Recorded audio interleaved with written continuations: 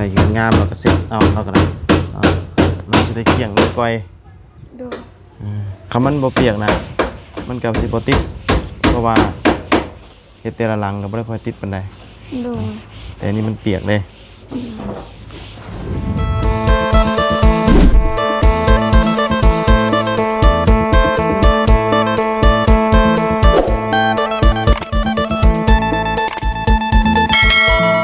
มาพี่น้องกันเนาะ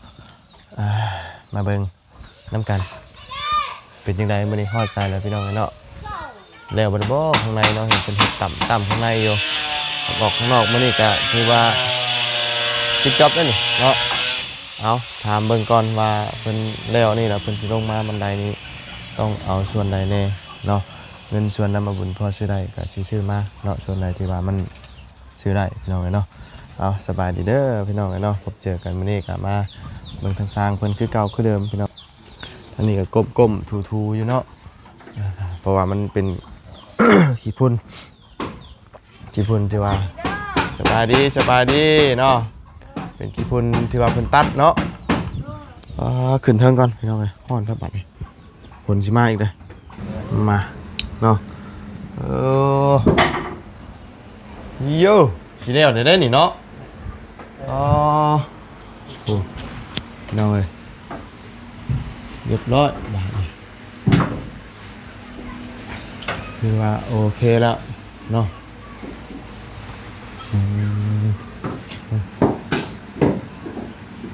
แล้วเบิดเลยยังไง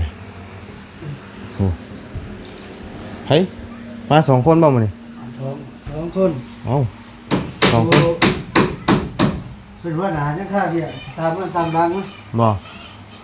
จะรู้ว่าเพิ่นพักเรียกฮัลโหลพักเวียกมันทิศเพิ่นเยซูเลยเจ้าบ่ได้ข่าวบ่คนใดวันอาทิตย์เป็นพักเนาะเอามา2 คนก่อนเนาะอันนี้ก็กำลังเสร็จกำลังทูอย่างเดียว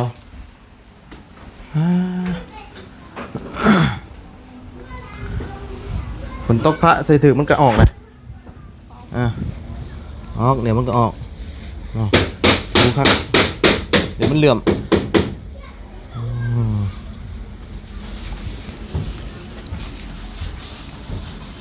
อันนี้คือเฉพาะตอนเช้าพี่น้องตัวนี้สิไว้กว่าตัวนี้เพราะว่าจับตัดแอดใส่แล้วเนาะขึ้นแบบว่าไว้แน่ตัวนี้เนาะมื้อนี้ขนาดจะแล้วพี่น้องเนาะปิดจ็อบเลยแหละอันนี้ขนาดเรามา2 คนก่อนได้นี่ทำ4 คนนี้ถือว่าออกข้างนอกแล้วจังเนาะเอาเฮาสิเฮ็ดแนวใดอยู่เทิงฮะฝนผ่ามาก็ออกอันนี้บ่ตัวนี้นี่ฝนผ่ามาแล้วเพิ่นสิออกเองบ่มันบ่ได้ออกอะยามันนะมันอยู่นอกบ่เดี๋ยวมันก็ออกเองมันเนาะกับผลพระถึกบ่ถึกแล้วก็บ่ออกให้เช็ดเบิดมันก็บ่ออกมันก็บ่เบิดแหละเฮาต้องเช็ดตั้งแต่ตัดพี่เอามาจากเช็ดเพราะมันเป็นขี้พุ่นเด้โดยเป็นขี้พุ่นตัดเอาสิเฮ็ดแนวใดเนาะบ่มีแหละบ่มีวิธีแล้วเนาะฮ้อนได้เข้ามาที่บัดนี้เพิ่นแอมเบิดเลยเริ่มฮ้อนเข้าได้เนาะฮ้อนแล้วอัดนี่ก็แม่นมืดตึบแล้วบาดนี้เนาะกว้างคักขึ้นมาในตกได้เนาะทำนี่เด้เสร็จแล้วบ่ล่ะเนาะแม่นหยังตกเด้เนาะไปมาเบิ่งทางสร้างเพิ่นบ่อย่างมั่งนี่ก็ได้อันนี้เดี๋ยวเพิ่นเล่าน้ำล้างนี่เนาะโดยนี่เดี๋ยวเพิ่นจึงเล่าน้ำล้างตัวนี้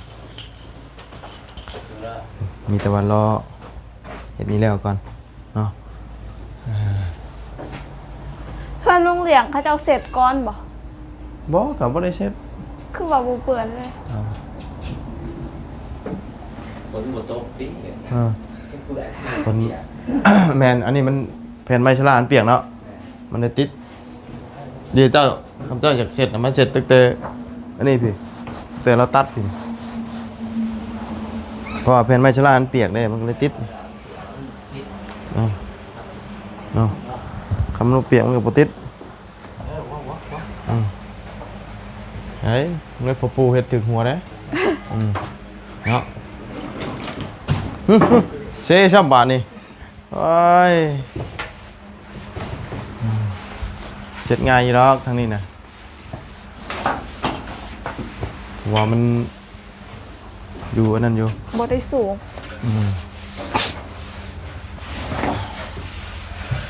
เขามา4 คนนี่จังหวัดแล้วจากทางในเนาะนี่2 คนหากแต่ว่าจังไรก็แล้วมื้อนี้เนาะ จะแค่เท่านั้น ฮะ ถ้าดีแค่ไม่มีเงินไปได้มันสวยตัวสองคนแต่เศร้ามากก็ได้นี้แค่นี้ บ่แน่ใจว่าสิแล้วหรือบ่ให้เพิ่นแท้ก่อน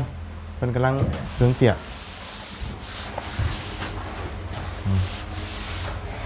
เครื่องเปียกใส่ข้างในเด้ใส่ความละเอียดทุกขั้นตอนคือบ่ได้กะเอาพี่น้องเนาะถูกแทกเป๊ะๆเอาเลยคือเก็บรายละเอียดเนาะเพื่อมันสิได้ หรือว่าเขาสิเอาน้ำหันสีดไปออกบ่เอาบ่ทูเอาน้ำสีดไปก็ออกบ่ บ่ เนาะ ฉีดก็บ่ออกเฮ้ยเบิ่งบ่ได้ออกอยู่แล้วถ้าว่าน้ำแห้งน้ำแห้งก็ฉีดออกน้ำบ่แห้งฉีดบ่ออกยังเหลือจักตับบัดนี้ไม่ใช่ลาบัดนี้เหลือหลายอยู่ด้วยเนาะอยู่ข้างล่างอีกมีอีกเนาะเบิ่งก่อนสิขาดหรือสิเดือก็ยังบ่ทันฮู้เนาะพออยู่เนาะหลายอยู่ยังหลายอยู่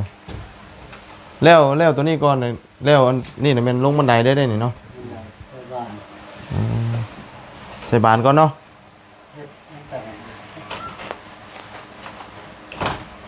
บ้านนั่นก็ใส่บาน บ้านนั้นเขาถาสีก้อนบ่หรือว่าเขาใส่ก้อน อิงตามแต่ว่าถ้าเฮาบ่อยากให้มันเปื้อนเฮาทาสีก่อนเนาะมันง่ายถ้าว่าเฮาซื้อตัวอันทาก่อนน่ะเฮาต้องซื้อเป็นลูกกิ้งคืออันทาเพื่อนก่อนน่ะเฮากิ้งเนาะเขาเดียวกิ้งตรึด เขาถามเบาตูนก่อนบ่ว่า ฮะ เพิ่นสื่อให้หรือบ่ เราไปซื้อมาแล้วบ่ บ่ฮู้คือกันบ่ เราเข้ามาแล้วบ่ แต่ว่าอันนี้เพิ่นบอกว่าสิซื้อแต่ว่ายังบ่ทันเอามาให้ยัง มื้อนี้เรามาแล้ว มาแล้ว เราทันได้ชื่อบ่จ๊ะ เบาบุญบอกเบาตูนถามเบาตูนแน่เด้อหรือว่าอาจสิบ่พอเงินบ่จัก ฮะ บ่พอเงินบ่จัก อ่า อย่างเขาเจ้าถาอยู่เทิงเฮือนแล้วอยากสิเปื้อนเบิดไม่ซะล่ะ ถ้าอยู่รุมก่อนก็ได้ถ้าได้ครับกันเอาขึ้นนั่นมันจะง่าย ให้พ่อสร้างเฮ็ดบันไดขึ้นก่อนค่ะซะ ฮะ เนาะหรือว่าสิเฮ็ดตามหลัง อันใด บันไดขึ้น ก็ชุดแรกแต่เพิ่น มันสิเฮ็ดอะไรก่อนเอาตัดดูได้ให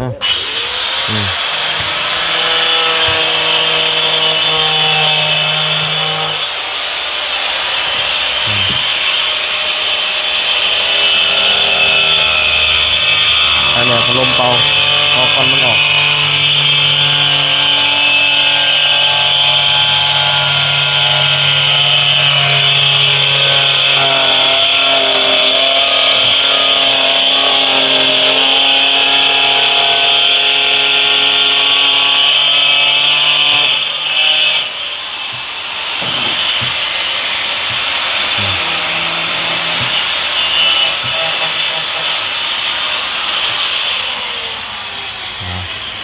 2 คนเลย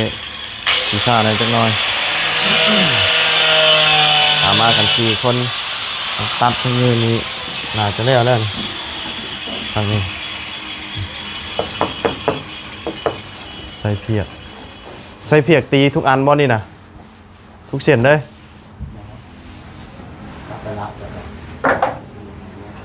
อืม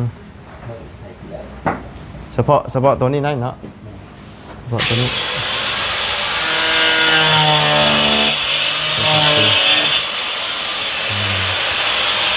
วันนี้เอาไปจังน้อยนะวันนี้ โดย เพราะว่าเร็วเลย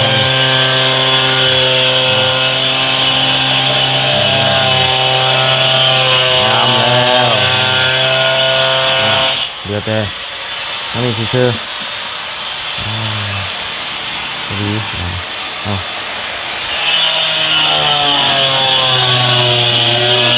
ตอนนี้ปุ๊บ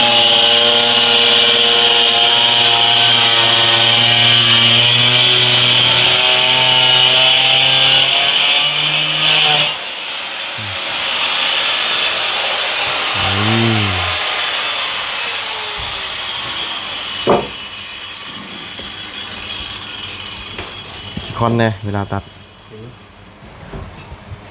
ตอนนี้ถือว่ายังท่านมียังขาดเนาะเพราะว่า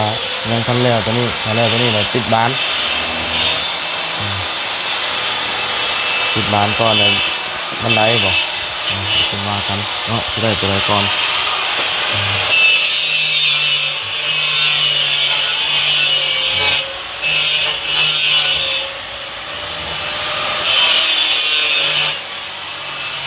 เยี่ยม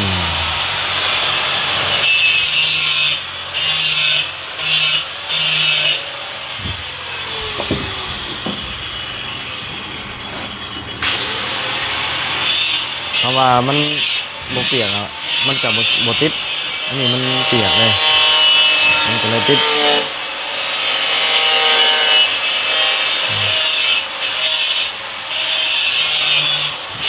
มันเปียกเลยเวลาเราพาเขาตัดแล้วมันติดเป็นคุ้นๆมันเนาะสีทนทาน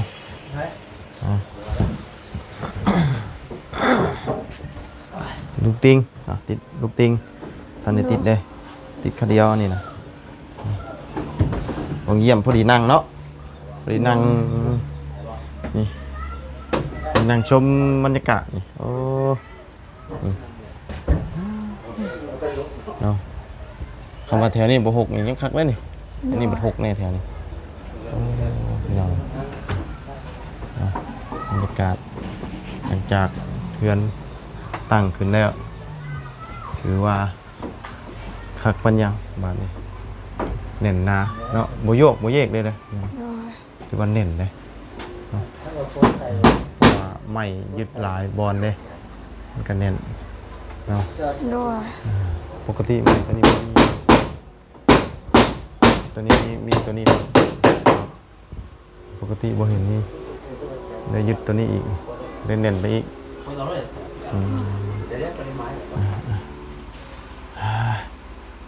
เอาจังหน่อยฝนตกได้นี่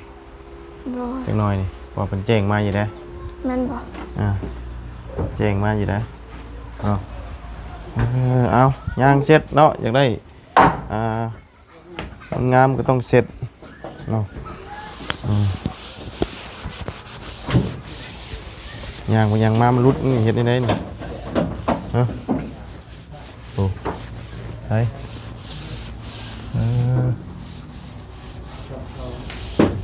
ทั้งนี้ที่บอกหัวน็อตหัวน็อตเนี่ยเดี๋ยวอุ้ยยังโอ้ยางไม่ยั้งเนาะคือว่าสีนะ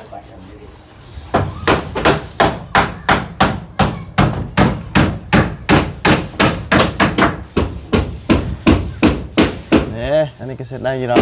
ว้าว โดย ทำไมถือว่ามันอะไรงามเราก็เสร็จเอากันเลยมันจะได้เกี่ยงเลยก้อย โดย คำมันบ่เปียกนะมันกับสิบ่ติดเพราะว่าเฮ็ดแต่ละหลังก็บ่ได้ค่อยติดปานใด โดย แต่อันนี้มันเปียกเลยมีแต่ว่าทาสีแล้วก็ทาสีก่อนพ พวกบานได้แต่บานน้อยมีแต่บานใหญ่เดี๋ยวมากันครบหมดก่อนเนาะแต่ว่าอะไรมันมีกันถามกันอีกเทื่อนึง โดย ตอนนี้ก็เมื่อบ้านกันเมื่อวานนี่พี่น้องเหลือ4 คนเนาะ โดย พี่ตอนนี้ใช้จะแม่ไปใช้จะแม่ ไปรวม เอาไปรวบโอ้วันอาทิตย์แล้ววันนี้เนาะ โดย ยังทันแล้วบ่ ยัง เป็นเลิกเที่ยงบ่เพิ่น ฮะ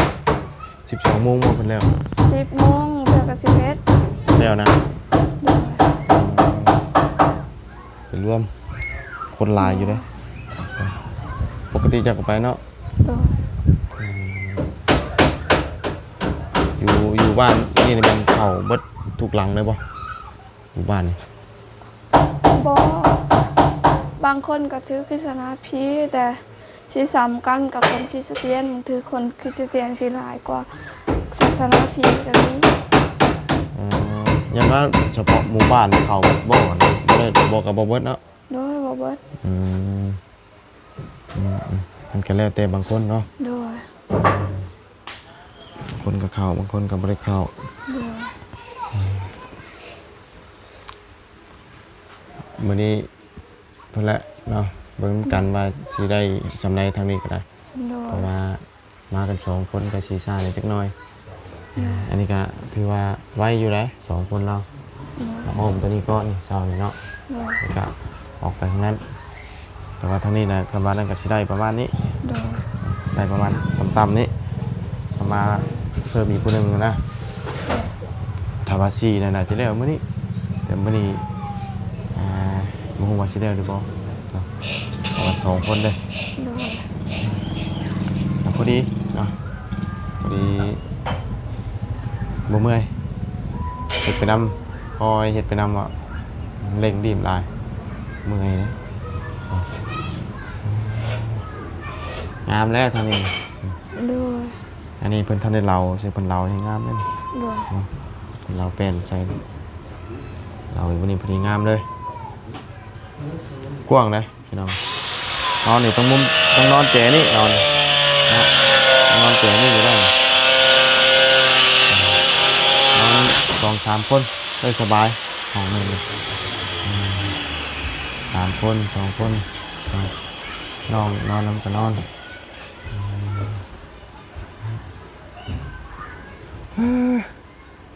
ห่อนมาอบอ้าวมันมืดที่ไหนะอบอ้าวเลยพัดลมแล้วก็เปิดตลอดเพราะว่าเป่าอันนั่นเลยเป่าขี้ฝุ่นเนาะ แม่นโดย สีนี้ว่าประตูจะมาเชื่อหรือว่าสีใด โดย ฮะ โดยแม่นแล้วสีนี้ อันมื้อนั้นอันในกระตุกนั้นบริเวณอันสีสแลกบ่มื้อนั้นสีอันในกระตุกมัน ประตูให้บ่ อ่ะ เคยบ่ฮู้คือกัน ทินเนอร์บ่คือว่าอย่างคือว่าทินเนอ เขา ร์ จะบอกว่าบ่แม่นทินเนอร์ มันคืออย่าง บ่ฮู้คือกันชื่อสีเขือบไม้บ่ เคลือบให้มันเงา โดย แต่ว่าบ่เป็นสีแบบนี้ บ่แม่นปองทินเนอร์บ่แม่นสีปองทินเนอร์แต่ว่าสีใส่กับสีนี้ก็ได้อยู่แต่ว่าบ่งามปานใดแต่ก็ใส่ได้ อืมแต่ว่ามันเป็นน้ำใสๆนะนี่บ่ โดย อืม เป็นน้ำสีเหลือง น้ำสีเหลือง โดย ที่จะเป็นอันผสมนี่ติ โดย งามแล้วนี่เนาะแต่ว่าเพิ่นแล้วเพิ่นจังสิไปติดตั้งลูกติง โดย น่าจะเป็นสีนี้แหละเพราะว่าสีนี้มันจะเป็นสีเดียวกับอันนั้นลูกติงเลยบาน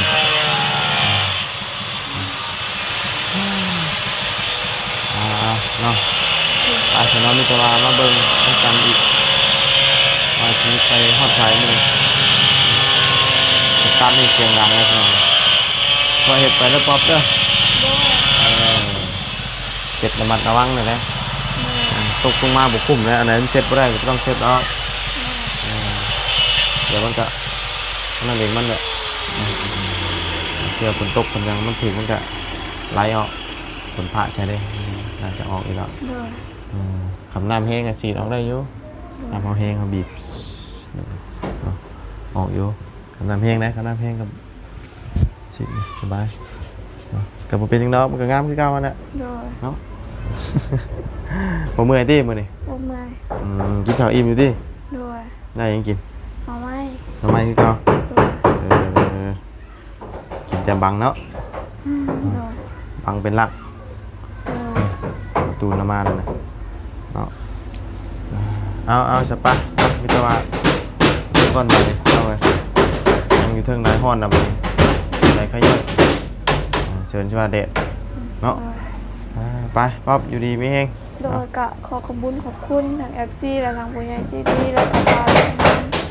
ที่เข้ามาชมคลิปนี้เด้อขอให้เดินทางปลอดภัยขอไปช่วยพร โอ้ยเนาะไปเนาะแล้วมันเสร็จบ่ได้กับบ่เสร็จนี่ถ้าได้เล็กเสร็จนะยังหลายตัวนี้นะเนาะสีมันเปียกมันติดทำมันเปียกมันติดเนาะแล้วก็ได้มุมเลยแต่ก่อนเก็บละเอียดเนาะติ้งไปสาวพี่น้องเลยลงก่อนบัดนี้เอาจังไดก็พบเจอกันใหม่พี่น้องเนาะติดตามเบิ่งว่าสิเป็นจังไดเอาอยู่ดีนี่เฮงเด้อทุกคนเด้อพี่น้องเนาะแล้วอึ๊บสบายดี